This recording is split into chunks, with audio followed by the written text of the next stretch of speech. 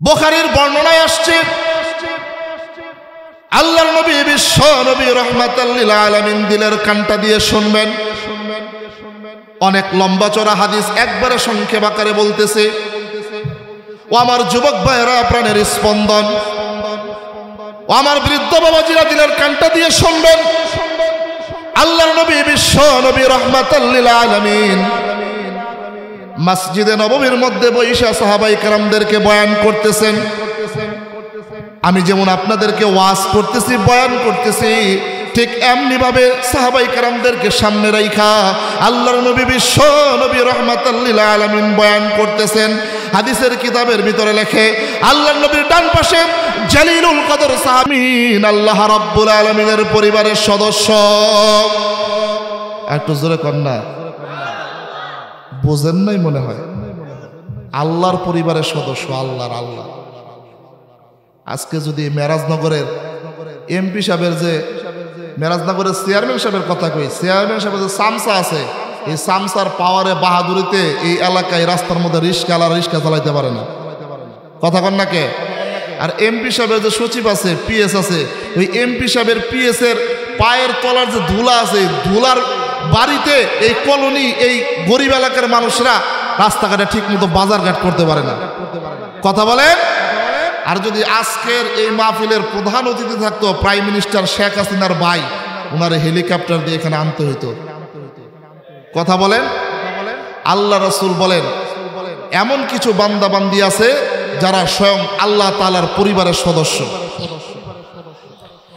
যেই মাত্র এই কথা বলেছে, ও আমার সাহাবীরা রে, তোমরা কি জানো আসমানের নিচে জমিনের উপরে এমন কিছু মানুষ আছে, এমন কিছু বান্দা বান্দি রয়েছে যারা আহকামুল হাকিমিন, আল্লাহ রাব্বুল আলামিনের পরিবারের সদস্য। যেই মাত্র এই কথা শুনেছে আল্লাহর নবীর সাহাবী হযরতে আবু বকর, বুখারীর বর্ণনার মধ্যে আসছে, আবু বকরের মুখটা মলিন হয়ে গেছে, বাচ্চাদের মতো ডালিমের রসের মতো দুই চোখের পানি ছেড়ে দিয়েছে। দুই চোখের পানি চুয়াল দিয়া, গাল দিয়া টপ টপ টপ টপ করে পড়া শুরু করে দিয়েছে। দাড়িগুলা বেয়ে বেয়ে বুকের জামাটা ভিজে গিয়েছে। সাহাবায়ে কেরাম কান্নার রোল ফেলে দিয়েছে। ওই যে সর্বশেষ সাহাবী, প্রয়াবৃদ্ধ সাহাবী সালমান ফারসি ডাক দিয়ে বলেন, ইয়া রাসূলুল্লাহ, ইয়া হাবিবাল্লাহ, ওগো আল্লাহর নবীজি, ইসলাম ধর্ম গ্রহণ করতে গিয়া, আল্লাহ তার রাসূলকে খুশি করতে গিয়া আমার বাড়ি হলো শাম দেশে, আমার বাড়ি হলো শাম দেশে। ইয়া রাসূলুল্লাহ, ইয়া হাবিবাল্লাহ, আমার বাবা বড় শিল্পপতি, আমার টাকা পয়সার কোনো অভাব নাই, আমার বাবা বড় বৃদ্ধশালী মানুষ, বড় শিল্পপতি মানুষ। ইয়া রাসূলুল্লাহ, ইয়া হাবিবাল্লাহ, শাম দেশ থেকে কেন মদিনার মধ্যে আসি, আপনার দরবারে কেন আসি? আমার বাবা আমাকে বলেছে, ওরে সালমান, আমার বাড়ি থেকে তুমি কেন মদিনায় আগমন করো? আমি বলেছিলাম, বাবা জান, আপনি আমাকে জন্ম দিয়েছেন, আপনি হলেন আমার জন্মদাতা, আপনাকে দেখলে আমার চোখের শীতলতা হয়, আপনাকে দেখলে আমার প্রাণটা পোড়ায়। কিন্তু মদিনার ভিতরে এমন একজন মানুষ রয়েছে যার চেহারা দেখার সাথে সাথে 7 দিনের না খাওয়ার ক্ষুধার যন্ত্রণা ভুলে যায়। ইয়া রাসূলুল্লাহ, ইয়া হাবিবাল্লাহ, আমার বাবা ছিল মুশরিক, আমার বাবা ছিল নাফরমান, আমার বাবা ছিল মূর্তি পূজা, আমার বাবা ছিল আগুনের পূজা। আমার বাবা আমাকে ঘোষণা দিল, ওরে সালমান, হয় আমার বাড়ি ছাড়তে হবে, আর না হয় মদিনার মসজিদে নববী, ওই মদিনা আল্লাহর নবীজির দরবার শরীফ ছাড়তে হবে। আমি আমার বাবাকে ঘোষণা দিলাম, যদি আপনার বাড়ি ছেড়ে দেই, মসজিদে নববী মদিনা যদি না ছেড়ে দেই, তাহলে আমার কি হবে? আমার বাবা আমাকে ঘোষণা দিয়েছে, ওরে সালমান, তুমি যদি আমার বাড়ি যদি ছেড়ে না দিতে চাও, যদি মসজিদে নববী রাসূলের দরবার না ছেড়ে দাও, যদি তুমি আমার পরিচয় দিতে চাও, আমাকে যদি বাবা বলে ডাকতে চাও, তাহলে ওই মসজিদে নবী জনাবে মুহাম্মদুর রাসূলুল্লাহ সাল্লাল্লাহু আলাইহি ওয়াসাল্লামের দরবার ছেড়ে দিতে হবে, আর না হয় আমার বাড়িঘর ছেড়ে দিতে হবে। ইয়া রাসূলুল্লাহ, আমি সেই দিন আমার বাবাকে বলেছিলাম, ওরে বাবা, শুধু তুমি একজন বাবা কেন, তোমার ধন সম্পদ কেন, এইরকম কোটি কোটি টাকার ধন সম্পদ ছাড়তে পারি, তোমাকেও বিসর্জন দিতে পারি, একটা মুহূর্তের জন্য নবীর দরবার ছাড়তে পারি না। ইয়া রাসূলুল্লাহ, ইয়া হাবিবাল্লাহ, যেই মাত্র আমি এই কথা বলেছি, আমার বাবা আমাকে ঘাড় ধরে ঘর থেকে বের করে দিয়েছে। ঘর থেকে যেই মাত্র বের করে দিয়েছে, আমি আমার চলে গেলাম গর্ভধারিণী মার কাছে। মার কাছে গিয়ে বললাম, ওগো মা, সকাল থেকে দুপুর পর্যন্ত না খেয়ে ক্ষুধার যন্ত্রণা সহ্য করতেছি, ওগো মা একটু খাবার দিবানি, আমি একটু খাই আমার নবীজির দরবার শরীফে চলে যাব। আমার নবীর চেহারাটা কোন মুহূর্তে দেখব, যেই মুহূর্তে একটা মুহূর্ত আমার নবীর চেহারা দেখব, সঙ্গে সঙ্গে আমার পেটের ক্ষুধাটা সঙ্গে সঙ্গে নিবারণ হয়ে যাবে। ইয়া রাসূলুল্লাহ, ইয়া হাবিবাল্লাহ, যেই মা আমাকে 10 মাস 10 দিন গর্ভে ধারণ করেছে, আর যেই মা দুনিয়ার আলো বাতাস দেখাইতে গিয়া কলস কলস রক্ত অতিবাহিত করেছে, আর যেই মাকে ডাক্তার বলেছে হয় তুমি বাঁচবা না হয় তোমার সন্তান বাঁচবে, প্রসব যন্ত্রণা শুরু হয়ে গিয়েছে, ওই মা ডাক দিয়া বলেছে, ওরে ডাক্তার, দুনিয়ার আলো বাতাস দেখতে কেমন, দুনিয়ার আকাশটা দেখতে কেমন, দুনিয়ার জমিনটা দেখতে কেমন, সব কিছু আমি উপভোগ করেছি, আমার অনাগত সন্তানটা দুনিয়ার আলো বাতাস দেখায় নাই, আমার জানের বিনিময় আমার সন্তানকে দুনিয়ার মুখটা দেখান। মা তো এমন মা, সন্তানকে কত পরিমাণ ভালোবাসে। আমি মার কাছে গিয়ে বললাম, ওগো মা, একটু খাবার দিবেন নাকি? ইয়া রাসূলুল্লাহ, ইয়া হাবিবাল্লাহ, আমার মা আমাকে ঘোষণা দিয়ে দেয়, আমি আমার স্বামীর সংসার করি, আমার স্বামী তথা তোমার বাবা তোমাকে ঘর থেকে বের করে দিয়েছে, আমি আমার স্বামীর অবাধ্য হতে পারবো না, যাও চলে যাও, আমাকে আর মা জীবনে মা মা বলে ডাক দিবা না।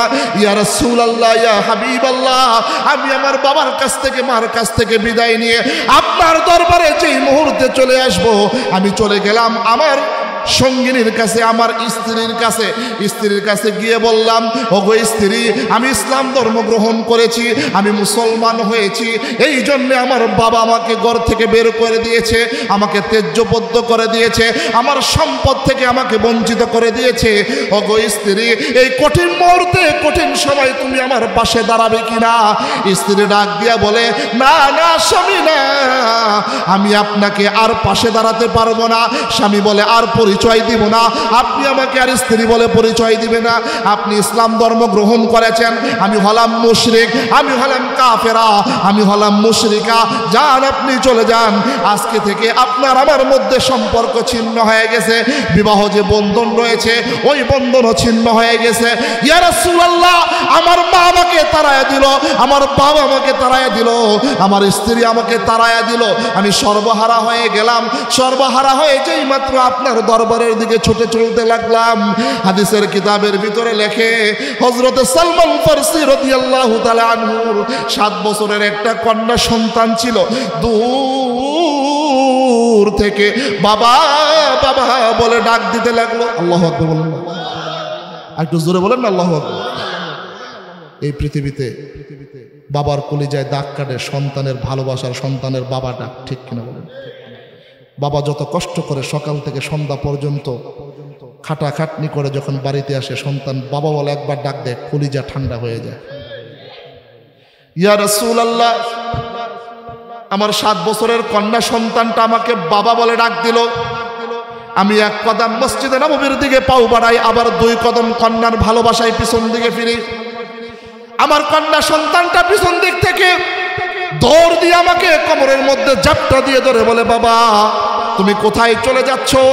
একটু আগে দেখলাম দাদার সাথে কত তর্ক বিতর্ক হয়েছে, তোমার দাদির সাথে তর্ক বিতর্ক হয়েছে, মার সাথে তর্ক বিতর্ক হয়েছে। ওরে বাবা, আমাকে কি তুমি ভালোবাসো না? ওরে বাবা, আমাকে কি তুমি ভালোবাসো না, মুহাব্বত করো না? আমাকে তুমি কি কাছে টানবা না? আমাকে ফেলে রেখে তুমি কোথায় চলে যাচ্ছ?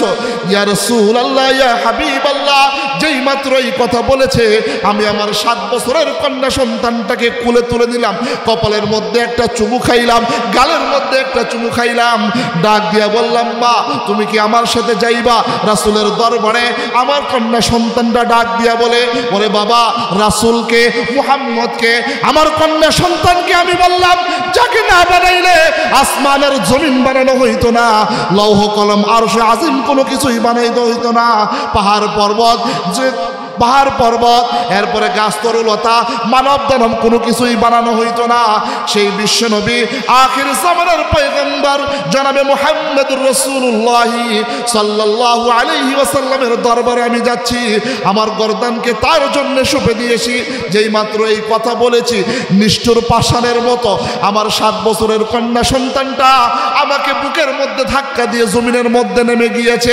ডাক দিয়ে বলে, বাবা তুমি এত নিষ্ঠুর হয়ে গিয়েছো, মাকে ছেড়ে, দাদা দাদিকে ছেড়ে, আমাকে ছেড়ে একজনের জন্য তুমি রওনা হয়ে গিয়েছো। আজ থেকে তোমাকে আমি আর বাবা বলে ডাকবো না, তুমি আমাকে আর কন্যা বলে ডাকবা না। ইয়া রাসূলুল্লাহ যেই মাত্র এই কথা বলেছে, আমার কলিজাটা চিরে চৌচির হয়ে গিয়েছে, খান খান হয়ে গিয়েছে। আমার আদরের কন্যাটাকে আমি আর আদর করতে পারবো না, সব কিছু ছিন্ন করে আপনার দরবারে এসে পড়ে রয়েছি। একদিন খাইলে 3 দিন না খেয়ে থাকি, সকালে খাইলে রাত্রে না খেয়ে থাকি, রাত্রে খাইলে এর পরের দিন সারাদিন না খেয়ে থাকি। আপনার দরবারে দিনের পরে দিন বসে রয়েছি। আপনি বলেছেন এমন কিছু বান্দা-বান্দি রয়েছে যারা হাকামুল হাকিমিন আল্লাহ তাআলার পরিবারের সদস্য। ইয়া রাসূলুল্লাহ ইসলাম ধর্ম গ্রহণ করতে গিয়া মাকে হারাইলাম, বাবাকে হারাইলাম, কন্যা সন্তানকে হারাইলাম, স্ত্রীকে হারাইলাম, ক্ষমতা হারাইলাম, সম্পত্তি হারাইলাম, সব কিছু হারাইলাম। হারায়া আপনার দরবারে খেয়ে না খেয়ে পড়ে রয়েছি। এখনো পর্যন্ত আল্লাহ তাআলার পরিবারের সদস্য হতে পারি নাই।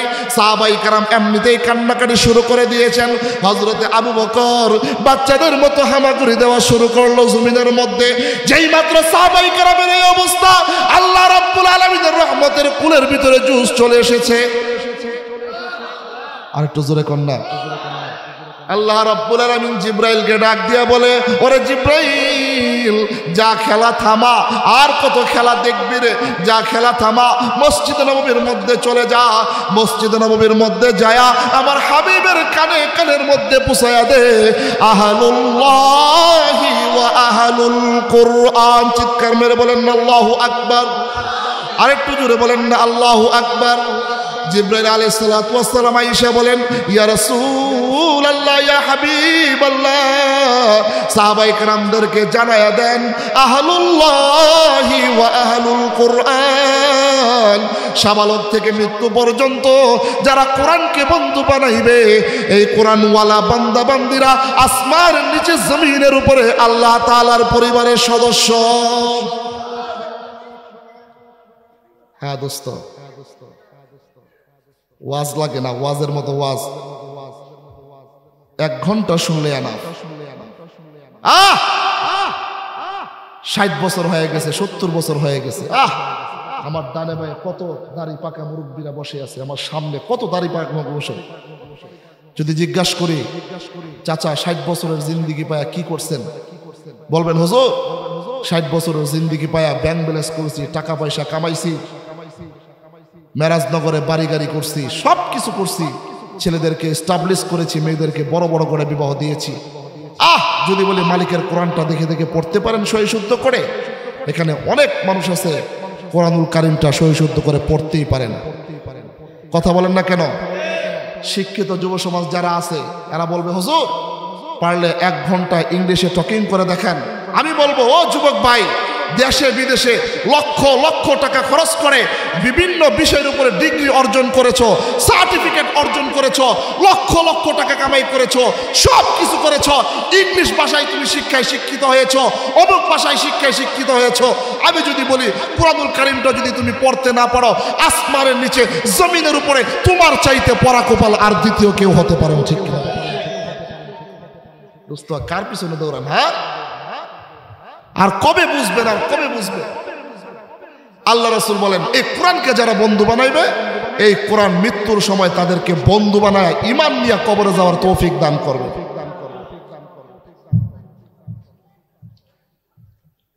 এই জন্য বলে দোস্ত, এই স্বার্থের দুনিয়ায় আপনার আমার সাথে কিছুই যাবে না, শুধুমাত্র কোরআন যাবে, ইমান যাবে, আমল যাবে, আর কোরআন যাবে, আর কিছুই যাবে না। এই দুনিয়ার বাড়ি গাড়ি যা দেখতেছেন সব কিছু স্বার্থ, সব স্বার্থ। বলবেন হুজুর, স্ত্রীর সাথে রাত্রে যদি কথা না বলি তাহলে আমার রাতটা সুন্দর হয় না, আমার রাতের ঘুম আসে না। স্ত্রী যদি আমার চুলটা টান টেনে না দেয়, যদি আমাকে পানটা না বানায় খাওয়ায়, আমার হাতটা টিপে না দেয়, আমার পাউটা টিপে না দেয়, তাহলে আমার ঘুম আসে না। দোস্ত, এখনই মরে দেখেন, এখনই মরে দেখেন, আপনার স্ত্রী ঘোষণা দিয়ে দিবে, আমি আগামীকালকে আরেকটা নওজোয়ান যুবককে বিবাহ করতে রাজি হয়ে গেলাম। কথা বলেন, এই স্বার্থ দুনিয়া। বন্ধু বলবে, বন্ধু যদি বন্ধুর সাথে কক্সবাজার, কুয়াকাটা, সাজেক ভ্রমণ না করে তাহলে ভ্রমণটাই সুন্দর হয় না। আহারে, বলবে সন্তান কত ভালোবাসে। আরে দোস্ত, আপনারা কি দেখেন নাই কুমিল্লা মুরাদনগরের ঘটনা পুরা পৃথিবীর ভিতরে ভাইরাল হয়ে গেছে। বাবা দুনিয়া থেকে বিদায় হয়ে গেছে, 18 ঘন্টা হয়ে গেছে, দুই ভাই সম্পত্তি নিয়ে তারা মারামারি করতেছে। কোথায় বাবা, কিসের লাশ, কিসের গোসল, কিসের কাফন, কিসের দাফন? দুনিয়াতে সব স্বার্থপর। কে বলেছে তোমাকে তোমার সন্তান তোমার কাজে আসবে?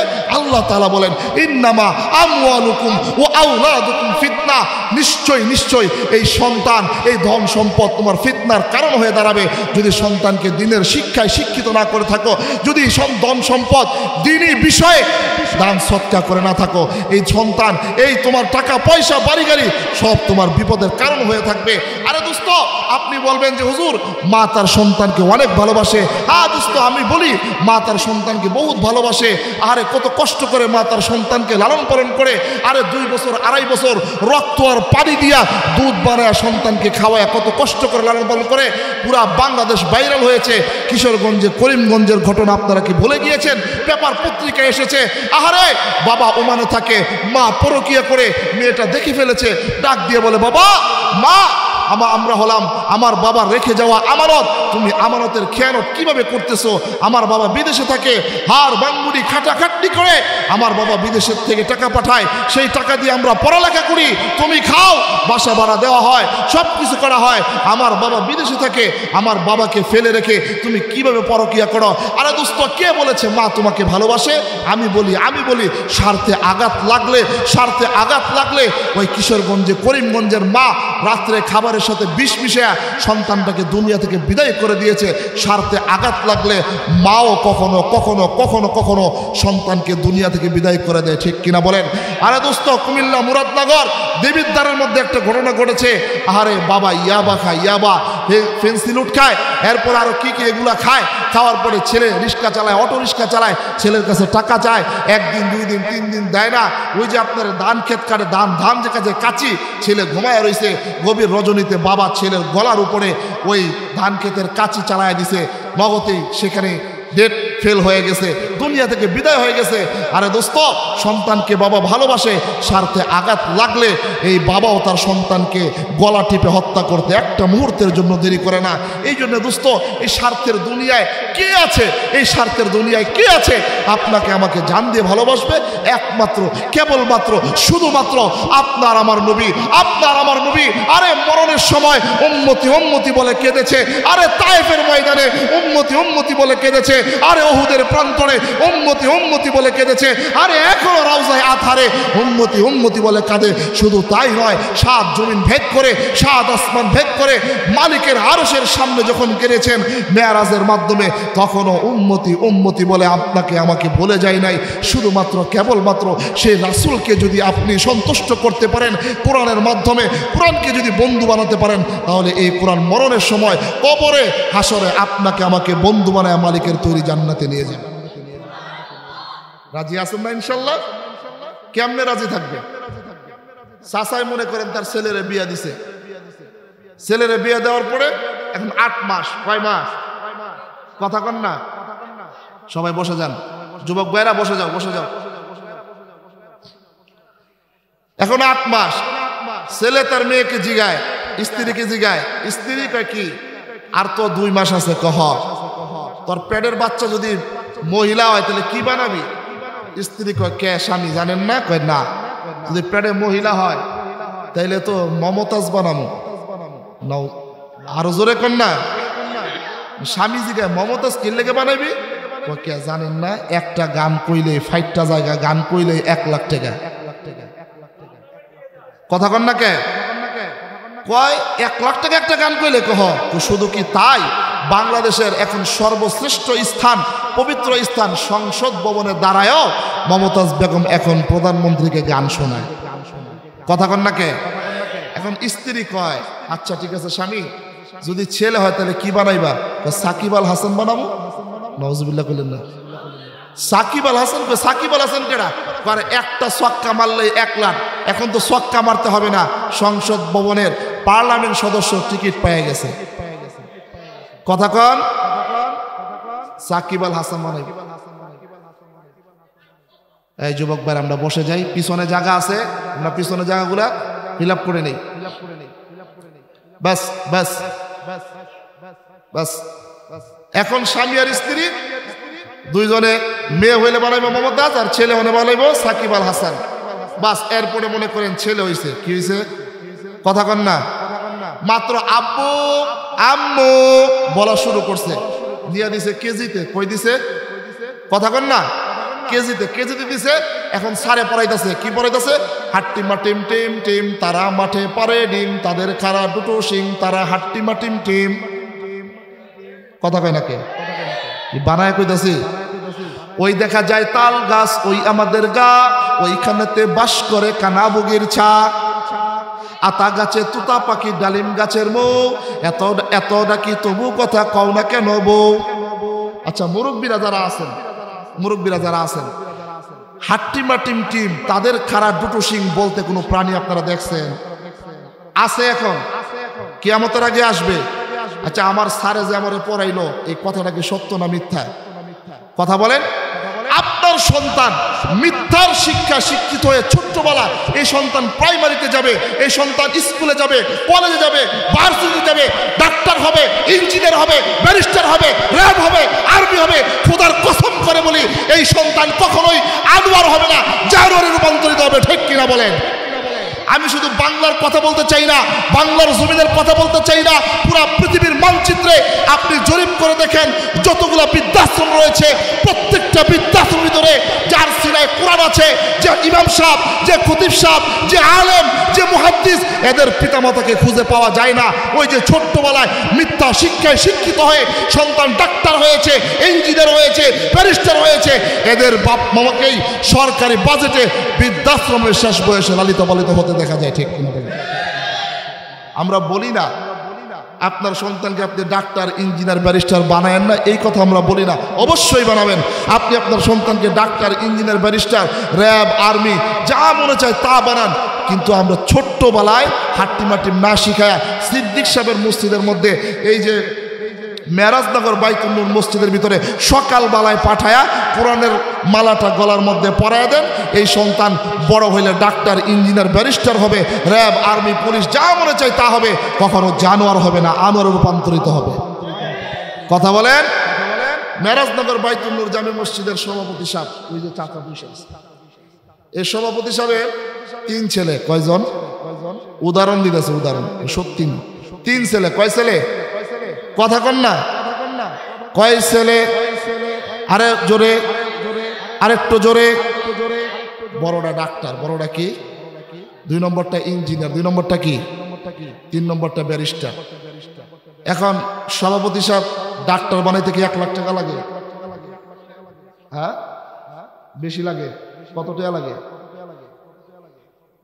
সভাপতি সাহেবের ব্যাংক ব্যালেন্স যা আছে 50-60 লাখ টাকা খরচ করে বড় ডাক্তার বানাইছে ছেলে এখন ল্যাবের হাসপাতালে আপনার হার্ট বিশেষজ্ঞ 2000 টাকা ভিজিটে রোগী দেখে গেছে ওখানে 2 নম্বরটারে ইঞ্জিনিয়ার বানাইছে লক্ষ লক্ষ টাকা খরচ করে মেরাজনগরে যত সম্পত্তি আছে সম্পত্তি বিক্রি কইরা 2 নম্বরটারে ইঞ্জিনিয়ার বানাইছে গুলশান 2-এ থাকে 3 নম্বরটারে ব্যারিস্টার বানাইছে প্রত্যেক সম্পত্তি যেটা আছে অর্ধেক বিক্রি করে দিছে ছোট্ট একটা রুম আছে সভাপতি সাহেব আর সভাপতি সাহেবের স্ত্রী দুইজনে থাকতে পারে ছোট্ট একটা রুম এই রুমটা বাদ দিয়ে বাকি সব বিক্রি করে 3 নম্বরটার ব্যারিস্টার বানাইছে 60 বছর বয়সে আল্লাহ তাআলার একটা ছেলে সন্তান দিছে আলহামদুলিল্লাহ কোন কি আপনারা কি নারাজ আল্লাহ যদি সভাপতির এই বয়সে একটা ছেলে সন্তান দেয় নারাজ আলহামদুলিল্লাহ আস্তে বলেন কি আলহামদুলিল্লাহ জোরে কম এরপরে ছেলে সবে মাত্র কথা বলা শিখছে, তো সভাপতি সাহেবের স্ত্রী সভাপতি সাহেব বলে, বুড়া কি বড়ডারে তো ডাক্তার বানাইছো, থাকে ধানমন্ডি খোঁজখবর নেয় না? কয় না। 2 নম্বরটারে ইঞ্জিনিয়ার বানাইছো, থাকে গুলশান 2 খোঁজখবর নেয় না? কয় না। 3 নম্বরটারে ব্যারিস্টার বানাইছো, থাকে মনে করেন চকবাজারে পুরান ঢাকায়, খোঁজখবর নেয় না? কয় না। আল্লাহ বুড়া বয়সে আরেকটা দিছেন, এটারে কেমনে লালন পালন করবা, কোন শিক্ষায় শিক্ষিত করবা? পরে সভাপতি সাহেব কয়, মসজিদের ইমাম সাহেব সাইদুর রহমান সিদ্দিকী সাহেবের সাথে পরামর্শ করলাম। তো সিদ্দিকী সাহেব কইলো, পাশে একটা মাদ্রাসা আছে, এতিমখানা মাদ্রাসা আছে না? কথা বলা আছে না? তো মাদ্রাসায় দিয়ে দেন, থাকা ফ্রি, ভর্তি ফ্রি, খাওয়া ফ্রি, চিকিৎসা ফ্রি, এরপরে পরীক্ষার ফি ফ্রি, সব কিছু ফ্রি। স্ত্রী কয়, এটাই তো বালা, নিয়া দাও। দিছে, নিয়া দিছে এতিমখানা মাদ্রাসায়। তো এতিমখানা মাদ্রাসায় দিছে, এই আলিফ বা তাসা শেষ কইরা, আমপারা নিছে, আমপারা শেষ কইরা কোরআনুল কারীমটা সুন্দর করে পড়ার মতো যোগ্যতা অর্জন করছে। আলহামদুলিল্লাহ। এমত অবস্থায় সভাপতি সাহেবের মালাকুল মউত আজরাইলের সাথে সাক্ষাৎ হয়ে গেছে। আপনাদের কারোর সাথে আজরাইলের সাথে সাক্ষাৎ হয়েছে? যেদিন সাক্ষাৎ হবে উপরে থাকবেন না নিচে থাকবেন? কথা বলেন দোস্ত। মালাকুল মউত আজরাইল যখন চলে আসলো, মুরব্বির টুটিটা যখন চেপে ধরলো, বৃদ্ধ আর কথা বলে না, চোখ আর পাতি দেয় না, জবান আর খুলে না, 2 হাত আর লড়ে না, 2 পাও আর লড়ে না। আমি বুঝাইতে চাইতেছি, কোরআনকে বন্ধু বানাইলে কোরআন মরণের সময় আপনার কাজে আসবে, আপনাকে বন্ধু বানাইবে। আল্লাহ রাব্বুল আলামিন সূরাতুল কাফের মধ্যে বলেন, ওয়াজাআত সাকরাতুল মাউতি বিল হক। মরণের যন্ত্রণা বড় ভয়াবহ, বড় কঠিন। একটা মুরগিকে জবাই করে যখন জমিনে ছেড়ে দেওয়া হয়, প্রাণটা বের হবে, মুরগিটা এমন ভাবে লাফালাফি শুরু করে দেয়, মৃত্যুর যন্ত্রণা এত কঠিন, যার হইছে সে বুঝে পৃথিবীর আসছে। বুড়ার জবান বন্ধ হয়ে গেছে, 2 চোখের পানি ঝরঝর করে ছেড়ে। দোস্ত, দিলের কানটা দিয়ে শুনবেন, বন্ধু বান্ধবকে খবর দিছে, যাও আমার 4 সন্তান 4 জায়গার মধ্যে আছে, খবর দাও, শেষ সময় আমি আমার সন্তানদেরকে দেখে দুনিয়া থেকে বিদায় হতে চাই। ভাইরা আমার, বন্ধুরা আমার, ওই সভাপতি সাহেবের ছোট ভাই ওই ছেলেদের চাচা খবর দিছে ডাক্তারের কাছে। ডাক্তার মনে মনে ভাবতে লাগলো, বাবার অন্তিম সময় শেষ মুহূর্তে খালি হাতে যদি মেরাজনগরে চলে যায়, এলাকার মানুষেরা বলবে তোমার বাবা তোমাকে ডাক্তার বানাইতে গিয়া লক্ষ লক্ষ টাকা খরচ করেছে, শেষ মুহূর্তে খালি হাতে তুমি চলে এসেছো। ভাইরা আমার, বন্ধুরা আমার, ওই ডাক্তার ছেলে ল্যাবের হাসপাতালে বসে 2000 টাকা ভিজিটে রুগী দেখে, সে 5 কেজি কমলা নিয়ে বাবার সামনে দাঁড়ায় গেল। এরপরে 2 নম্বর সন্তান ব্যারিস্টার, তার কাছেও খবর গেছে তোমার বাবার জবান বন্ধ হয়ে গেছে, শেষ মুহূর্তে তোমার বাবা তোমাকে দেখতে চায়। ওই ব্যারিস্টার সন্তানটা যখন এই মেরাজনগরে আসবে বাবাকে দেখার জন্য 5 কেজি আঙ্গুল ফল নিয়ে বাবার সামনে হাজির। 3 নম্বর সন্তানটা হলো ইঞ্জিনিয়ার, তার কাছেও খবর গেল শেষবার তোমার বাবা তোমাকে দেখতে চায়, সেও 5 কেজি আপেল নিয়ে হাজির। বলে, দোস্ত একটু জবান খুলে বলেন না, বাবার কঠিন মুহূর্তে মৃত্যুর সময়ে যদি টাইকোট পয়রা আপেল আনার আর আঙ্গুল নিয়ে বাবার সামনে দাঁড়ায় কোনো কাজে আসবে? বলেন না কোনো কাজে আসবে?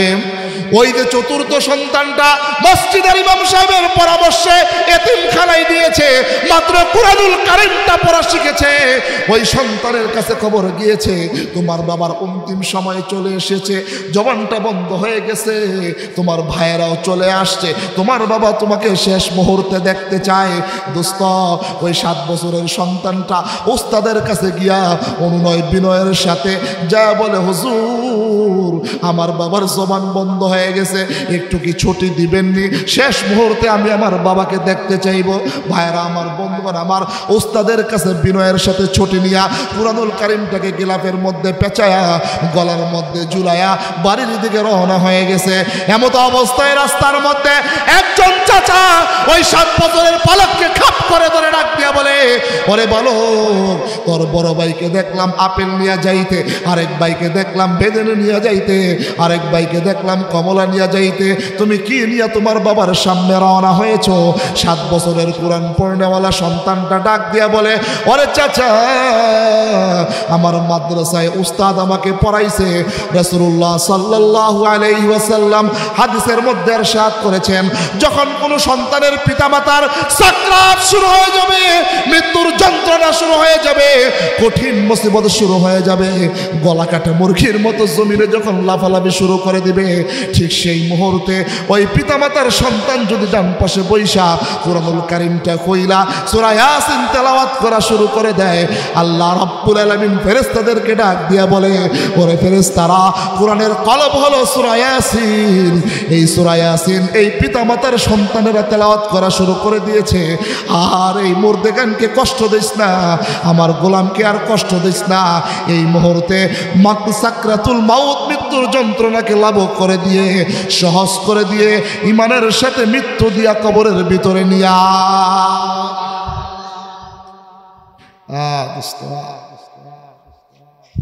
আপনার সন্তান যদি কুরআনুল কারীমটা নাই পড়তে পারে, আপনার অন্তিম সময় কি কাজে আসবে? কি কাজে আসবে দোস্ত? 60 বছরের জিন্দেগিতে সন্তানদেরকে স্টাবলিশ করলেন, গাড়ি বাড়ি করে দিলেন, মেয়েদেরকে বড় বড় করে বিবাহ দিলেন, কত বাহাদুরি, কত কিছু। আরে আপনার 2 পাও কবরে চলে গেছে, আপনার সন্তান কোরআন পড়তে পারে না, আপনিও কোরআন পড়তে পারেন না। আল্লাহ রাসূল বলেন, মৃত্যুর সময় সন্তান যদি ডান পাশে বসে একবার সূরা ইয়াসিন তেলাওয়াত করে, আল্লাহ তাআলা মৃত্যুর যন্ত্রণাকে ক্ষমাই করে দেন না, ঈমান নিয়ে দুনিয়া থেকে বিদায় হওয়ার তৌফিক দান করে দেন। দোস্ত, আপনারা আমরা শুধু দুনিয়ার দুনিয়া, দুনিয়ার দুনিয়া, কেমনে দুনিয়া কামামো, সকালে ঘুম থেকে উঠলেও দুনিয়া, রাত্রে ঘুমাইতে গেলেও দুনিয়া, নামাজে দাঁড়াইলেও দুনিয়া, হাঁটলেও দুনিয়া, আরে বসলেও দুনিয়া, শুধু দুনিয়া দুনিয়া দুনিয়া দুনিয়া দুনিয়া করতে করতে 70 বছরের জিন্দেগি শেষ হয়ে গেল, কবরে খালি হাতে রওনা হয়ে গেলাম। ওই কবরে যদি খালি হাতে রওনা হয়ে যান, দুঃখের আর কষ্টের কোনো সীমা থাকবে। রাতে দিনে দৌড়া দৌড়ি, বিশ্রামের সুযোগটা নাই, নামাজ রোজা দূরের কথা, আল্লাহর নামটাও মুখে নাই। কথা কন না কে? ওরে মানুষ হইছ বেহুশ দুনিয়ার পিছে, ওরে মানুষ হইছ বেহুশ দুনিয়ার পিছে, কি জবাব দিবি রে তুই আল্লাহর কাছে, কি জবাব দিবি রে তুই আল্লাহর কাছে। হালাল হারাম না মানিয়া কত টাকা করছো কামাই, এত টাকা রাখবা কোথায়, কাফনের তো পকেট নাই। আছে কাফনের পকেট আছে? হালাল হারাম না মানিয়া কত টাকা করছো কামাই, এত টাকা রাখবা কোথায়, কাফনের তো পকেট নাই। টাকা পয়সা লইয়া কি কেউ কবরে গেছে, টাকা পয়সা লইয়া কি কেউ কবরে গেছে, কি জবাব দিবি রে তুই আল্লাহর কাছে, কি জবাব দিবি রে তুই আল্লাহর কাছে। ওরে মানুষ হইছ বেহুশ দুনিয়ার পিছে, ওরে মানুষ হইছ বেহুশ দুনিয়ার পিছে, কি জবাব দিবি রে তুই আল্লাহর কাছে। দোস্ত, কি জবাব দিবেন আল্লাহর কাছে? এই জন্যে আল্লাহ রাব্বুল আলামিন আমার পঠিত আয়াতের মধ্যে বলেন, ওয়ামান আরাদা আন যিকরি, আন যিকরি আই আল কোরআন, যারা কোরআন থেকে দূরে সরে যায়, যারা কোরআন থেকে বিমুখতা পোষণ করে, দনকা, দুনিয়ার জীবনটা আল্লাহ তাআলা এমনভাবে সংকীর্ণ করে দেয়, বলে যে তার কোটি কোটি টাকার মালিক, সে মেরাজনগরের শিল্পপতি, 4টা 5টা বাড়ি, সব কিছু তার রয়েছে, 20 পদ 25 পদ 30 পদ খাবার নিয়ে রাত্রে বসে ডাক্তার বইলা দিছে, প্লেনের মতো, হেলিকপ্টারের মতো নয়, প্লেনের মতো নয়, ব্লেডের মতো পাতলা একটা চাউলের রুটি আর হলো একটু ডাউলের ঝোল, এছাড়া কোনো কিছুই ধরা যাবে না। যদি ধরে তাহলে শরীরের ভিতরে লাফালাফি শুরু হয়ে যাবে।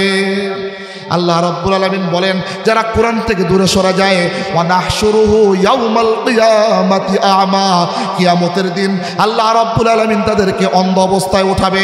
বান্দা বান্দীরা বলবে আয় আল্লাহ তাআলা আমি তো বেরাস্ত করে চক্ষুষ্মান ছিলাম, সবাইকে দেখতে পাইতাম, আমি আমার বন্ধু বান্ধবকে দেখতে পাইতাম, মা বাবাকে দেখতে পাইতাম, স্ত্রীকে দেখতে পাইতাম, সমাজের মানুষদেরকে দেখতে পাইতাম, বাজারঘাট করতাম, সব কিছুই করতাম। আজকে কিয়ামতের দিবসে আমার চক্ষু কেন অন্ধ করে দেওয়া হইল, আমাকে কেন অন্ধ করে উঠানো হইল? আল্লাহ রাব্বুল আলামিন বলেন আমি আমার রাসূলের মাধ্যমে, আমার হাবিবের মাধ্যমে আমার আমানত 30 পারা কুরআনুল কারীম তোর কাছে পাঠাইছিলাম। ওই কুরআনুল কারীম তুই মানস নাই, কুরআনুল কারীমকে তুই বন্ধু বানাস নাই, এই জন্য হাসরের ময়দানে তোকে অন্ধ বানায় দিয়েছি। এই নিয়ামতটা তোকে দান করার পরে আমার দুনিয়ার কত সুন্দর সুন্দর নিয়ামত তুই দেখেছো, দুনিয়ার কত আসবাবপত্র দেখেছো, কত মজা নিয়েছো, কত স্বাদ নিয়েছো, সব কিছু করে নাফরমানি করে আজকে হাসরের ময়দানে উঠছো, আমার কোরআনের অভিশাপে অন্ধ হয়ে গেছো। এখন অন্ধ হইয়া ওই বট ফুটবলের মতো লাথাইতে লাথাইতে তুমি মালিকের জাহান্নামে চলে যাও। এই জন্য দোস্ত এই কুরআনুল কারীমকে বন্ধু বানাইতে রাজি আছেন তো ইনশাআল্লাহ? রাজি আছেন তো ইনশাআল্লাহ? কারা কারা রাজি আছেন দুইটা হাত তুলেন তো। নারে তাকবীর, নারে তাকবীর। এই যুবক ভাইরা উঠছো কে? তোমার জন্যই তো ওয়াজ। বসো, উঠছো কে? কোনো কাম আছে? বসো দোস্ত। এই জন্য আসেন, এই যে আজকে একটা মসজিদ, এইখানে মসজিদে দ্বিতীয় তলার ছাদ হবে, চতুর্থ তলা পর্যন্ত ছাদ হবে। আমাকে বলল সভাপতি সাহেব সহ কমিটির ভাইয়েরা বলল যে হুজুর ছাদ হবে, টাকা পয়সা নাই। দোস্ত তোমার আমার টাকা পয়সা খাবে কুকুরে, তুমি আমি চলে গেলে। করোনার সময় কত কোটিপতি, এই যে শিল্পপতি একজন আমার জানা মতে আমার মসজিদের একজন সদস্য, কমিটির সদস্য, আমি নাম বলবো না, নাম বললে অনেকেই চিনবেন, অনেক টাকার মালিক। দোস্ত করোনা হয়েছে, সন্তান এই শাপলা চত্বরে একটা কাপড়ের মধ্যে পেঁচায় ফালাই থুয়ে চলে গেছে। কিসের টাকা পয়সা, কিসের বাড়ি গাড়ি, কিসের ধন সম্পদ, কিসের ছেলে মেয়ে, কোনো কিচ্ছুই তোমার আমার সাথে যাবে না। শুধুমাত্র ঈমান আর আমল নিয়ে তুমি আমি কবরে রওনা হইব। দোস্ত আল্লাহ তোমাকে ধন সম্পদের মালিক বানাইছে, টাকা পয়সার মালিক বানাইছে, সব কিছুর মালিক বানাইছে। এই যে আল্লাহ তাআলা একটা, আল্লাহ তাআলার ঘর একটা মসজিদ, বাইতুল নূর জামে মসজিদ। এর ইতিহাস আমি কেমনে বলবো? ইতিহাস বলতে গেলে আপনাদের চোখের পানি টপ টপ করে পড়বে, টপ টপ করে পড়বে। এখন সময় আমার খুবই সংক্ষিপ্ত। দোস্ত কে আছেন যে হুজুর আমার মা দুনিয়া থেকে চলে গেছে, আমার বাবা দুনিয়া থেকে চলে গেছে, আজকে মা থাকলে মারে খাওয়াইতাম, বাবা থাকলে বাবাকে খাওয়াইতাম। হুজুর সারাটা জীবন ছেলে মেয়েদের পিছনে জীবন শেষ করে দিয়েছি, সব কিছু করেছি। আপনি বলেছেন কোরআনকে বন্ধু বানাইতে।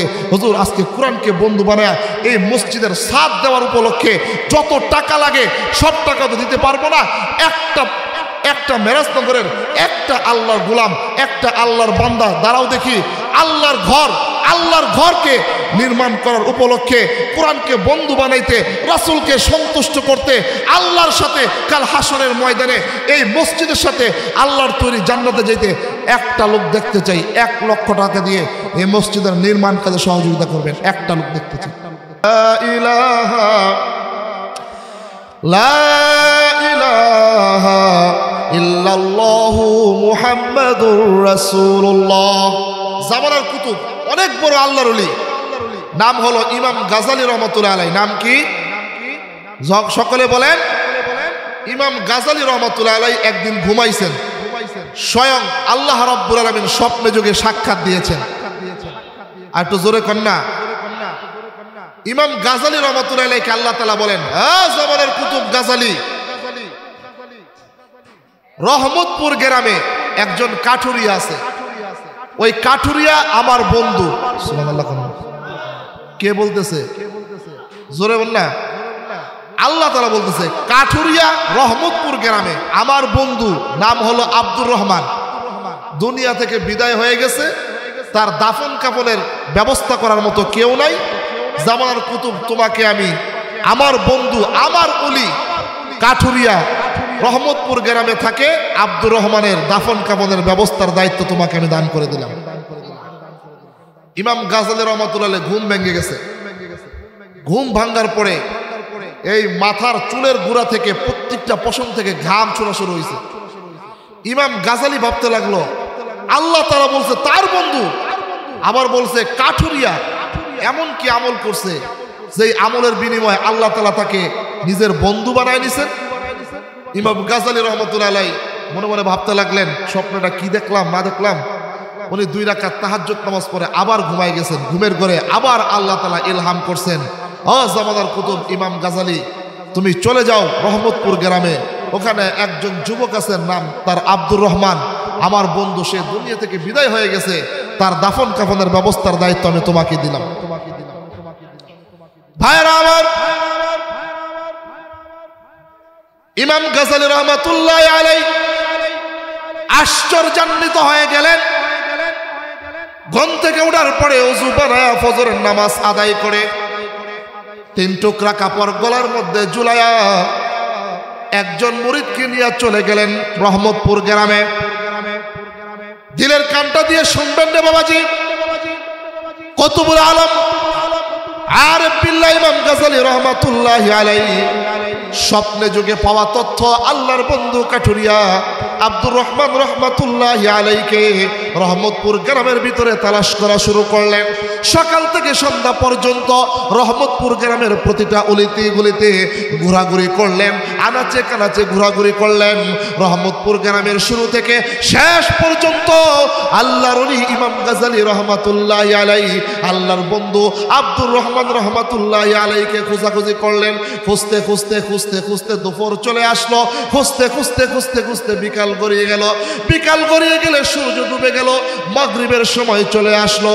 ইমাম গাজালি ডাক দিয়া বলে, ওরে মুরিদ, আল্লাহ রাব্বুল আলামিন গতকাল রাত্রে আমাকে ইলহাম করেছে আল্লাহ তাআলার একজন বন্ধু, নাম তার আব্দুর রহমান, দুনিয়া থেকে বিদায় হয়ে গিয়েছে, তার দাফন কাফনের ব্যবস্থার দায়িত্ব আমাকে দিয়েছে। না না না, এই গ্রামের প্রত্যেকটা অলিতে গলিতে খুঁজলাম, কোথাও পাইলাম না আল্লাহর বন্ধুকে। আনাচে কানাচে খুঁজলাম, কোথাও পাইলাম না আল্লাহর বন্ধুকে। বাড়িতে বাড়িতে খুঁজলাম, কোথাও পাইলাম না আল্লাহর বন্ধুকে। ওয়ার্ডে ওয়ার্ডে খুঁজলাম, কোথাও পাইলাম না আল্লাহর বন্ধুকে। চলো মাগরিবের নামাজ আদায় করি। আদায় করার পরে ইমাম সাহেবের কাছে জিজ্ঞাসা করি, পাইলে তো পাইলাম, না পাইলে আমরা আমাদের বাড়িতে চলে যাব। দোস্ত আমার, ইমাম গাজালি রহমাতুল্লাহ আলাইহি খুঁজতে খুঁজতে না পেয়ে কিং কর্তব্য বিমূঢ় হয়ে গেলেন। রহমতপুর গ্রামের শেষ প্রান্তে একটা মসজিদ রয়েছে, এই যে বাইতুন নূর মসজিদের মতো একটা মসজিদ রয়েছে, ওই মসজিদের ভিতরে জামানার কুতুব ইমাম গাজালি ঢুকে গিয়েছে। মাগরিবের নামাজ আদায় করেছে। ইমাম সাহেবের কাছে গিয়া বলে, ওগো ইমাম সাহেব, আমার নাম হলো ইমাম গাজালি। যেই মাত্র ইমাম গাজালির পরিচয় দিয়েছে, ইমাম গাজালির পরিচয় পাওয়ার পরে ইমাম সাহেব নিজের স্থান থেকে দাঁড়িয়ে গেলেন। বলে, হুজুর, আপনি আমাকে ডাকলেই তো আমি যাইতাম, এত কষ্ট করে আপনার খানকা থেকে কেন এই জঙ্গলের মসজিদে আসা লাগলো? ইমাম গাজালি ডাক দিয়া বলে, আল্লাহ তাআলার অর্ডার, তুমি আমাকে একটা বিষয় কি হেল্প করবা, একটা বিষয় কি সহযোগিতা করবা? ইমাম সাহেব ডাক দিয়া বলে, ওরে জামানার কুতুব, কি বিষয় আপনার সহযোগিতা দরকার, কি বিষয় আপনার হেল্প দরকার? ভাইয়ারা আমার, বন্ধুরা আমার, সমাজের ভিতরে কোন মানুষটার চরিত্র কেমন, কার আখলাক কেমন, এলাকার চেয়ারম্যান সাহেব নাও জানতে পারে, মেম্বার সাহেব নাও জানতে পারে, বিচারক সাহেব নাও জানতে পারে, কিন্তু এলাকার ইমাম সাহেব কিন্তু সবার চরিত্রের সম্পর্কে অবগত থাকে। কথা কয় না কে? ইমাম গাজালি কয়, হুজুর, আল্লাহ তাআলা আমার স্বপ্ন যুগে ইলহাম দিছে, এই গ্রামে আল্লাহ তাআলার একজন বন্ধু আছে, নাম হইল আব্দুর রহমান, দুনিয়া থেকে বিদায় হয়ে গেছে, তার দাফন কাফনের দায়িত্ব আমাকে দিছে। আপনার এলাকায় কি আব্দুর রহমান নামে কেউ আছে? ইমাম সাহেব বললে, হ্যাঁ, আমার এলাকায় আব্দুর রহমান নামে আছে তো একজন।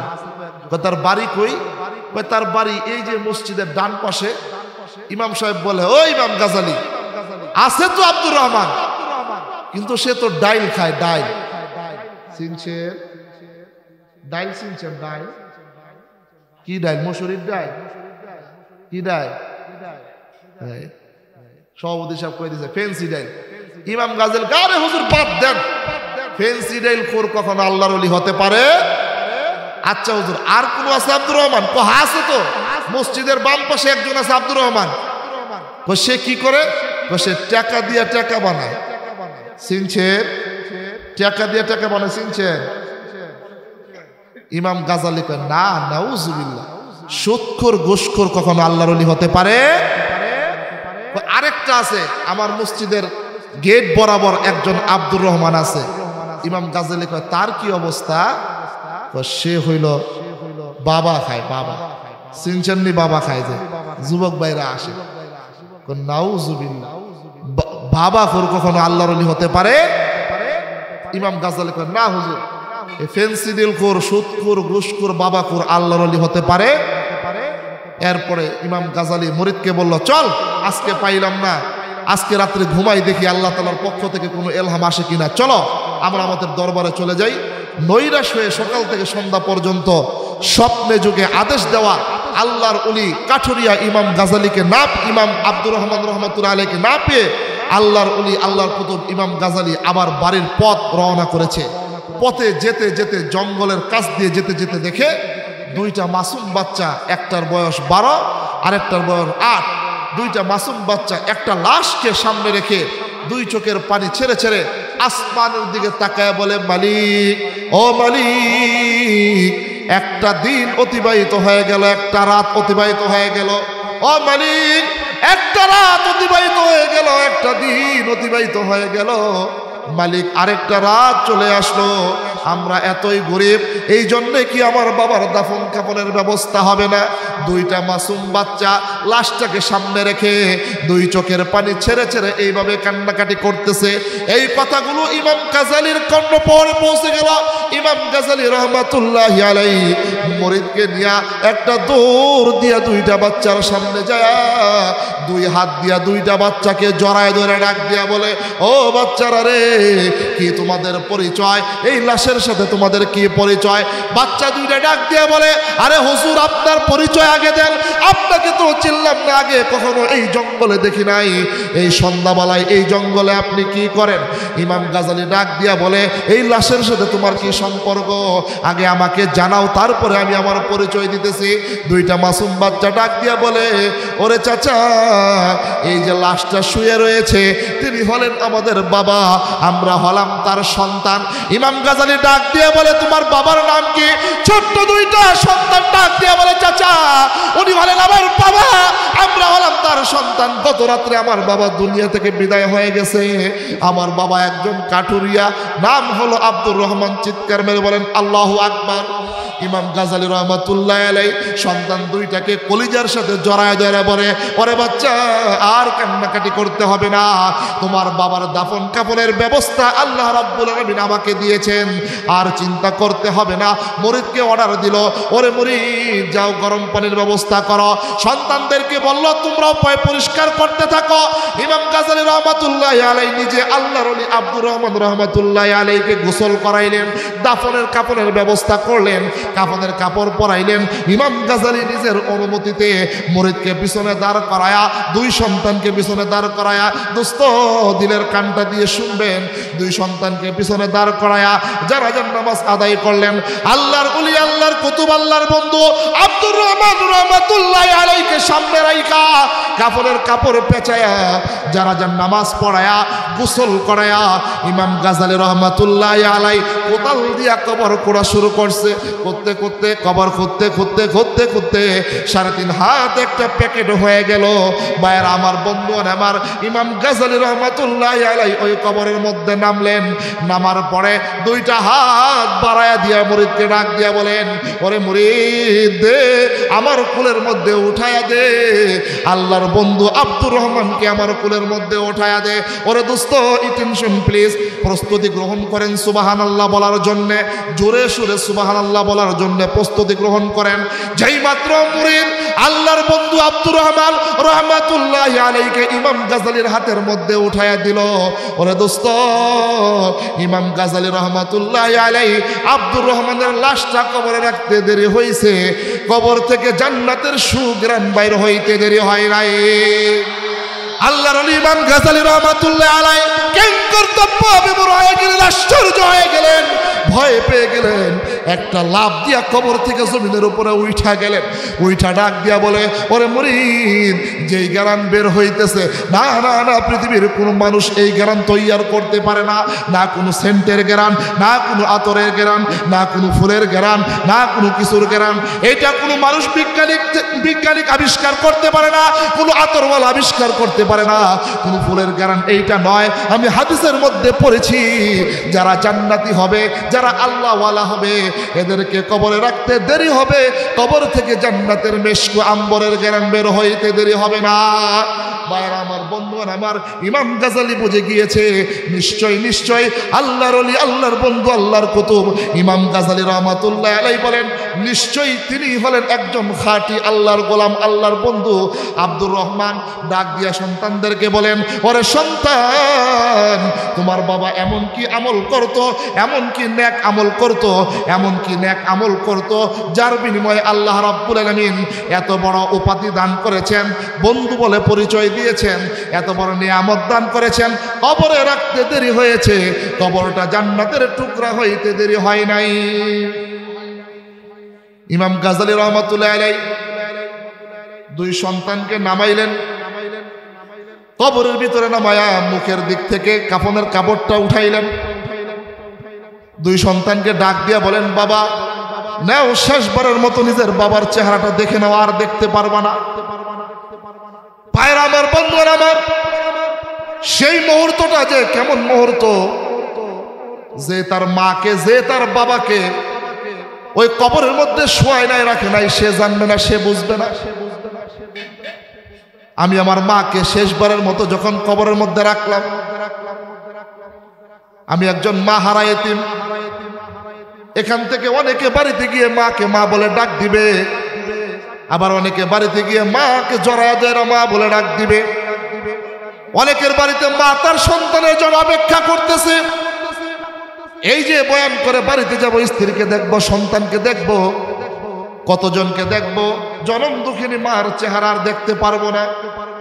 ভাইরা আমার, বন্ধুগণ আমার, ইমাম গাজালি রহমাতুল্লাহ আলাইহি বলেন, ওরে সন্তান, নেশবারের মতো তোমার বাবাকে তোমরা দেখে নাও। সন্তান, দুইটা সন্তান দুই পাশে কবরে নাইমা, বাবার মুখ থেকে কাপড়ের কাপড়টা সরাইয়া বাবাকে আঞ্জা দিয়া জড়ায় দইরা বলে, বাবা, এত গরিবের ঘরে গরিব আমরা, এত ছোট লোকের ঘরে ছোট লোক আমরা। না তুমি টাকা পয়সা রেখে গিয়েছো, বাড়ি ঘর রেখে গিয়েছো, ওরে বাবা, না তুমি কোনো কিছু রেখে গিয়েছো। বাবা, কিভাবে আমাদেরকে কার কাছে রেখে গিয়েছো? যেইভাবে দুই চোখের পানি ছেড়ে ছেড়ে বাবার লাশটাকে জড়ায় ধরে কান্নাকাটি শুরু করেছে, ঠিক সেই মুহূর্তে আমার আল্লাহর নবীজির কথা মনে পড়ে গেছে। নবীজির 6 বছর বয়স। একদিন নবীজি মক্কার অলিতে গলিতে খেলাধুলা করতেছে। সন্ধ্যা হবে প্রায়। আমার নবীর বন্ধু বান্ধবেরা, তাদের বাবারা আইসা সন্তানদেরকে কুলের মধ্যে নিতেছে, মাটিগুলা ছাড়তেছে, নাকে মুখে চুমু দিতেছে, চকলেট কিনা দিতেছে, আবার কেউ কাউকে অজু করায় দিতেছে। আল্লাহর নবী একবার ডান দিকে দৌড় দেয়, আরেকবার বাম দিকে দৌড় দেয়, দুই চোখের পানিগুলা ছেড়ে ছেড়ে ডাক দিয়ে বলে, মালিক, বাবা কি জিনিস? বাবাকে কখনো বাবা বলে ডাক দিতে পারি নাই, বাবাকে কখনো বাবার আদর পাই নাই। আয় আল্লাহ, এমন কি অপরাধ করেছি, এমন কি অন্যায় করেছি, যার কারণে বাবা বলে ডাক দিতে পারি নাই, বাবার চেহারাটা কেমন তাও দেখতে পারি নাই। এইটা তো সেই যুগ নয় ছবি উঠায়া রাখতেন, এখন তো ডিজিটাল যুগ। ইচ্ছা করলে আপনি ছবি উঠায়া রাখবেন, ইচ্ছা করলে প্রিন্ট করে রাখবেন, ইচ্ছা করলে ঘরের ভিতরে টাঙ্গায় রাখতে পারেন। সেই যুগে তো প্রিন্ট করার কোনো ব্যবস্থা ছিল না, অ্যান্ড্রয়েড কোনো চেক ছিল না। 6 বছরের শিশু মুহাম্মদ মক্কার অলিতে গলিতে ঘোরাফেরা করে আসমানের দিকে মাথা উঠায়া আর খালি ডাক দিয়া বলে, মালিক, এমন কি অন্যায় করেছি, এমন কি অপরাধ করেছি, বাবা থেকে আমাকে বঞ্চিত করেছ, বাবার আদর থেকে বঞ্চিত করেছ। এইভাবে কান্নাকাটি করতেছে। আস্তে আস্তে আস্তে আস্তে আমেনার বাড়ির দিকে রওনা হয়েছে। ওই দিক থেকে সন্ধ্যা হয়ে গেছে, সন্ধ্যা গড়ায় চলে যায়, সন্ধ্যা চলে যায়। আমেনা একবার এই বাড়িতে যায়, আরেকবার ওই বাড়িতে যায়। কি ব্যাপার, আমার মুহাম্মদ কেন বাড়িতে আসে না, আমার মুহাম্মদ কেন বাড়িতে আসে না? দূর থেকে দেখে ডালিমের রসের মতো শিশু মুহাম্মদ দুই চোখের পানি ছেড়ে ছেড়ে আসতেছে। এমতো অবস্থায় আমেনা আঞ্জা দিয়ে ডাক দিয়ে বলে, ওরে বাবা, কে তোমাকে আঘাত করেছে, কে তোমাকে বকা দিয়েছে? তোমার দাদা আব্দুল মুত্তালিব এখনো জীবিত রয়েছে, তুমি বলো, আমরা বিচার করতে প্রস্তুত হয়ে গেছি। মার গালের মধ্যে একটা চুমু দিয়া বলে, বা আমি দেখেছি আমার বন্ধুদের বাবারা আমার বন্ধুদেরকে কত আদর করে, আমার বন্ধুদেরকে গোসল করায়া দেয়, জামা পরায়া দেয়, মজা কিনিয়া দেয়। ওরে মা, আমার বাবা কোথায়? আমার কি মনে চায় না আমার বাবা আমাকে একটু আদর করবে, আমার বাবা আমাকে একটু কোলে তুলে নেবে, আমার বাবা আমাকে একটু চুমু খাবে, আমার বাবা আমাকে একটু গোসল করায়া দিবে? আমার কি মনে চায় না? ওরে মা, বলো না বাবা কোথায়? আমি না কোনো কথা বলে না, একবার ডান দিকে তাকায়, আরেকবার বাম দিকে তাকায়। দূর থেকে বাইতুল্লাহর মুতাওয়াল্লি, বাইতুল্লাহর সভাপতি তখনকার ছিল হযরতে আব্দুল মুত্তালিব, আল্লাহর নবীর দাদা। দূর থেকে এসে দেখে বৌমাও কান্দে, আল্লাহর নবীর নাতিও কান্দে, আল্লাহর নবীও কান্দে। এমত অবস্থায় ডাক দিয়ে বলে, ওরে আমেনা, আমার নাতি কেন কান্নাকাটি করে? আমার নাতিকে কে আঘাত করেছে, কে বকাঝকা করেছে?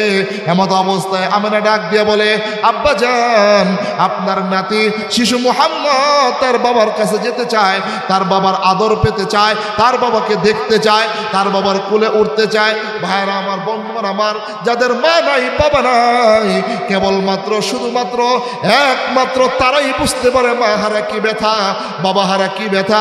আমি জানি না এই মঞ্চের ভিতরে, এই প্যান্ডেলের ভিতরে কার যেন মা নাই, কার যেন বাবা নাই। ভাইরা আমার, বন্ধুরা আমার, আমার ডানে পাশে, আমার বাম পাশে, ডান পাশে অনেক মুরব্বীরা বসা, অনেক যুবক ভাইরা বসা। জানি না কার মা নাই, কার বাবা নাই। এই দুইটা হাত দিয়া কে যেন তার মাকে কবরে শুয়াইছে, কে যেন তার বাবাকে কবরে শুয়াইছে। আহারে, মা কত কষ্ট করেছে, বাবা কত কষ্ট করেছে।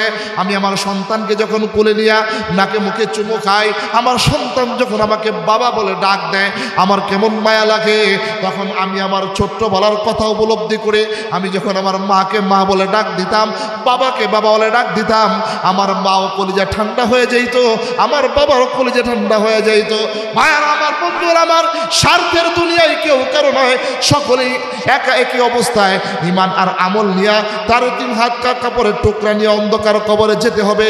এই জন্যে ভাইয়ারা আমার, বন্ধুরা আমার, এই দুনিয়াতে যে যা করেছেন এখন আসেন তওবা করেন, এখন আসেন তওবা করেন। ওরে দোস্ত, এই দুনিয়া থাকার জায়গা নয়, একদিন আগে আর পরে এই দুনিয়া থেকে বিদায় হতে হবে। আল্লাহ রাব্বুল আলামিন বলেন, ফাফিরু ইলাল্লাহ, ফাফিরু ইলাল্লাহ। ও বান্দা বান্দি, আয় আমার কাছে, আয়, আয় আমার কাছে, আয়, আয় আমার কাছে, আয়। আল্লাহ তাআলা ডাক দিয়ে বলে, ইয়া আইয়ুহাল ইনসান মা গাররাকা বিরাব্বিকাল কারীম। ওরে মানুষ, আমি রবকে চাইরা কোথায় দৌড়াও? ওরে মানুষ, আমি রবের বিপরীতে তোমরা কি পেয়েছো? আরে কোন ধন সম্পদের পিছনে দৌড়াও, কোন টাকার পিছনে দৌড়াও, কোন শক্তির পিছনে দৌড়াও, কার পিছনে তুমি দৌড়াও? ওরে মানুষ, আমি রব না তোমাকে বানাইছি? আল্লাহ তাআলা ডাক দিয়া বলেন, আল্লাযী খালাকাকা ফাসাওয়াকা ফাআদালাক। ওরে মানুষ, আমার এই কুদরতি হাত দিয়া তোরে কত সুন্দর কইরা বানাইছি। আল্লাহ তাআলা ডাক দিয়া বলে, দেখেন না মানুষগুলা ফজরের নামাজ আদায় করে না? আমার মালিক কত দয়াবান, আমার মালিক কত দয়ালু, আমার মালিক কত রহমান, আমার মালিক কত গফফার, আমার মালিক কত সত্তার। এই রহমান, গফফার, সত্তার মালিককে দুইরা, মালিককে ফালায়া কার পিছনে তোমরা দৌড়াইতেছো? ফজরের নামাজ যখন বান্দা বান্দি পড়ে না, ফেরেশতা ডাক দিয়া বলে, আয় আল্লাহ, মৃত্যু কি ঘটায়া দিব, নাস্তা কি বন্ধ করে দিব? আল্লাহ তাআলা বলেন, আল্লাহ তাআলা বলেন, না, মৃত্যু ঘটায় দিও না। আমার বান্দা ফজর পড়ে নাই, নাস্তার ব্যবস্থা করে দাও। জোহর পড়ে নাই, দুপুরের লাঞ্চের ব্যবস্থা করে দাও। আসর পড়ে নাই, বিকেলের নাস্তার ব্যবস্থা করে দাও। মাগরিব পড়ে নাই, মাগরিবের নাস্তার ব্যবস্থা করে দাও। এশার নামাজ পড়ে নাই, এশার নামাজের পরে রাত্রে ডিনারের ব্যবস্থা করে দাও। এরপরে বান্দা ঘুমায়, কত নাফরমানি করে, আহারে মোবাইলে কত কিছু দেখে, নষ্টামি দেখে, সিনেমা দেখে। আল্লাহ তাআলা ডাক দিয়ে বলে, না ফেরেশতারা, না, আমার বান্দার যেন কোনো প্রকার কষ্ট না হয়, আমার বান্দার যেন কোনো পরিমাণ কষ্ট না হয়, আমার বান্দার যেন কোনো পরিমাণ কষ্ট না হয়। দিনের পরে দিন, রাতের পরে রাত আহারে নাফরমানি করতেই থাকে, নাফরমানি করতেই থাকে। একটু দিলের ভিতরে কথাগুলো ঢুকান, একটু টাচ করেন, একটু টাচ করেন। আল্লাহ রাব্বুল আলামিন ডাক দিয়ে বলে, ওরে সন্তান, মা তোকে জন্ম দিয়েছে, মা তোকে সৃষ্টি করে নাই, মার প্রতি তোর এত পরিমাণ ভালোবাসা, মা সন্তানের প্রতি এত পরিমাণ ভালোবাসা, মা জন্ম দেওয়ার কারণে, আর আমি আল্লাহ তোকে আমি বানাইছি, তোকে সৃষ্টি করেছি, রিজিকের ব্যবস্থা করেছি, তোকে কত সুন্দর অবয়ব দিয়ে তোকে আমি বানাইছি। ওরে বান্দা, তুই তামাম জিন্দেগিতে যা করেছো, যা করেছো, আল্লাহ তাআলা বলেন তুবু ইলাল্লাহ, একবার তওবা করতে দেরি হবে, আমি তোর 60 বছরের তামাম জিন্দেগির গুনাহ খাতা মাফ করে দিব। দোস্ত, এই মালিককে চিনেন? মালিককে চিনেন? এই মালিককে চিনেন? এই মালিককে চাইরা কোথায় গেছেন? দেখেন না, মালিকের জমিন একটা, এই জমিনের ভিতরে লাউ গাছ লাগাইলে লাউ হয়, শাক গাছ লাগাইলে শাক, লাল শাক লাগাইলে লাল শাক হয়, লাউ শাক লাগাইলে লাউ শাক হয়। আহারে, এই জমিনের ভিতরে পুঁই শাক লাগাইলে পুঁই শাক হয়। আল্লাহ তাআলা কয়, বান্দা খা, তোরা নাফরমানি করিস না। এরপরে আল্লাহ তাআলা কয়, আম গাছ লাগাইলে আম হয়, জাম গাছ লাগাইলে জাম হয়। আহারে, ডাব গাছ লাগাইলে ডাব হয়, গেন্ডারি গাছ লাগাইলে গেন্ডারি হয়, কত ফুল ফল হয়। আল্লাহ তাআলা কয়, বান্দা খা, নাফরমানি করিস না। আরে এত বড় একটা গরু 10 জনে 15 জনে মিল্লা এটারে বাইন্দা শুয়া জবাই করে দেয়। আল্লাহ তাআলা কয়, খা, নাফরমানি করিস না। আহারে, বকরির মধ্যে এক মজা, আহারে ছাগলের মধ্যে আরেক মজা, ভেড়ার মধ্যে এক মজা। আল্লাহ কয়, খা, বান্দা নাফরমানি করিস না। আহারে, মাছ, ইলিশ মাছে এক মজা, আহারে সামুদ্রিক, এরপরে আপনার রুই মাছে এক মজা, কাতল মাছে আরেক মজা, কই মাছে আরেক মজা। আল্লাহকে, বান্দা তোর জন্য দিয়ে দিছি, নাফরমানি করিস না, খা, খা, নাফরমানি করিস না। বান্দা নিয়ামত পাইয়া একটু শুকরিয়া আদায় করে না, নিয়ামত পায়া আমার মালিককে ভুইলা যায়। আহারে, শাক খায়া, ফল ফুল খায়া, মাছ খায়া, গোস্ত খায়া শরীরে শক্তি হয়। এই শক্তি হয়ে মানুষের উপরে জুলুম করে, সমাজের উপরে জুলুম করে, অন্যায় করে, অবিচার করে, অত্যাচার করে। আল্লাহ তাআলা তারপরও ধৈর্য ধারণ করে রেখেছে। ফেরেশতারা বলে, আল্লাহ তোমারটা খায়, তোমার জমিনে থাকে, তোমার দেওয়া সূর্য, তোমার দেওয়া আকাশ, তোমার দেওয়া বাতাস, তোমার দেওয়া পাহাড়, তোমার দেওয়া পর্বত, তোমার দেওয়া সব কিছু এই বান্দা নিয়ামত ভোগ করে। তারপরে তুমি তোমার বান্দাকে মাফ করে দাও, তারপরে তুমি তোমার বান্দার জন্য সুযোগ দাও। আল্লাহ তাআলা বলেন, ওরে ফেরেশতা, আমি না রহমান, আমি না গফফার, আমি না সাত্তার, আমি মৃত্যুর আগ পর্যন্ত বান্দাকে সুযোগ দিয়ে দিয়েছি। লা তাকুনাতু মির রাহমাতিল্লাহ। ওরে বান্দা বান্দি, তোরা নৈরাশ হইস না, নৈরাশ হইস না। মৃত্যুর আগেও যদি একবার আমাকে চিনতে পারো, আমার পথে আসতে পারো, দিনকে ধরতে পারো, কোরআনকে বন্ধু বানাইতে পারো, আমি তোর তামাম জিন্দেগির গুনাহ খাতা মাফ করে দেব। ওই আল্লাহকে ছেড়ে কোথায় আছেন? দোস্ত, কোথায় আছেন ওই আল্লাহকে ছেড়ে? আমার মালিক ডাক দিয়ে বলেন, মানুষ জেগে মানুষ মারানোর জন্য আল্লাহ তাআলা ডাক দিয়ে বলেন, ও ফেরেশতা, জিব্রাইলকে ডাক দিলেন, মিকাইলকে ডাক দিলেন, ইসরাফিলকে ডাক দিলেন, আজরাইলকে ডাক দিলেন, যাও তোমাদের 3 জনকে আমি দায়িত্ব দিলাম, তোমরা মানুষ বানাও, তোমরা মানুষ বানাও। জিব্রাইল, মিকাইল, ইসরাফিল, আজরাইল ওই যে কাবাঘর রয়েছে, ওই কাবাঘরের নিচন দিক থেকে 4 জন ফেরেশতা 4 মুষ্টি মাটি নিয়ে আসছে। 4 মুষ্টি মাটি নিয়ে মানুষ বানানো শুরু করছে। একবার হাত বানায়, আরেকবার পাও বানায়, আরেকবার পিঠ বানায়, আরেকবার পেট বানায়, আরেকবার সুন্দর করে আঙ্গুল বানায়, হাঁটু বানায়, গলা পর্যন্ত বানাইছে। এই গলা পর্যন্ত বানাইতে গিয়া আল্লাহ রাব্বুল আলামিন ফেরেশতাদেরকে লাগাইছে কাজে। জিব্রাইলকে লাগাইছে, মিকাইলকে লাগাইছে, ইসরাফিলকে লাগাইছে, আজরাইলকে লাগাইছে। আমার মালিক ডাক দিয়া বলে, আহারে ও আমার ফেরেশতারা, গলা পর্যন্ত বানাইছো? বলে, হ্যাঁ, আর বানাইতে হবে না। বলে, এই সুন্দর তো অবয়বটা সুন্দর হইল না, সুন্দর পরিপূর্ণ হইল না, আরেকটু মনে হয় আছে, আরেকটু মনে হয় আছে। আমার মালিক ডাক দিয়া বলে, ওরে ফেরেশতারা, আর কিছু বানাইতে হবে না, আর কিছু বানাইতে হবে না। আমি এই পৃথিবীতে কোটি কোটি কোটি কোটি মানুষ বানাইবো। ওই মানুষের চেহারাগুলা আমি আমার মালিকের কুদরতি হাত দ্বারা বানায়া দিব। একটু জোরে বলেন না সুবহানাল্লাহ। ভাইয়েরা আমার, বন্ধুগণ আমার, আল্লাহর নবী বিশ্ব নবী রহমাতুল্লাহি আলাইহি হাদিসের কিতাবের ভিতরে লেখে, আমার মালিক কত সুন্দর কইরা চেহারা বানাইছে, কত সুন্দর কইরা দুইটা চক্ষু বানাইছে, আরে দুইটা কান বানাইছে, আরে জবান বানাইছে, জিহ্বা বানাইছে, মুখ বানাইছে, ঠোঁট বানাইছে, আরে নাক বানাইছে, মাথা বানাইছে, কপাল বানাইছে। আল্লাহ রাব্বুল আলামিন ফেরেশতারা ডাক দিয়া বলে, ওরে মালিক পুরা বডিটা 3.5 হাত বডির মধ্যে এই গলা পর্যন্ত পুরো অংশটাই তো আমরা বানাইলাম, ছোট্ট একটা অংশ শুধু আপনি বানাইলেন, কেন আপনি বানাইলেন? একবারে সংক্ষেপ করে দিচ্ছি। আমার মালিক ডাক দিয়া বলে, ওরে ফেরেশতারা তোমরা শুনে রাখো, এই চেহারার ভিতরে এমন একটা স্থান রয়েছে, ছোট্ট একটা স্থান রয়েছে, ওই স্থানটার নাম হলো কপাল, ওই স্থানটার নাম হলো কপাল।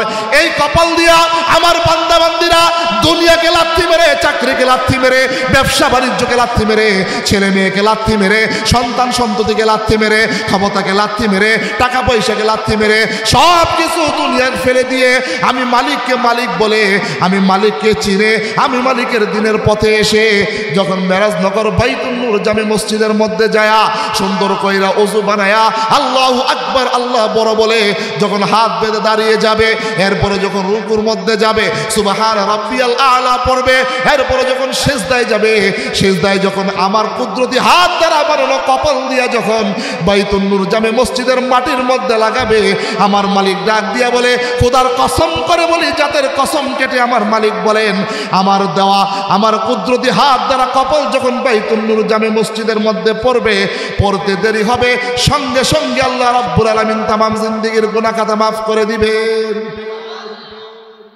তাহলে আজকে যে দান সদকা করলেন, টাকা পয়সা দিলেন, লস হয়েছে না লাভ হয়েছে?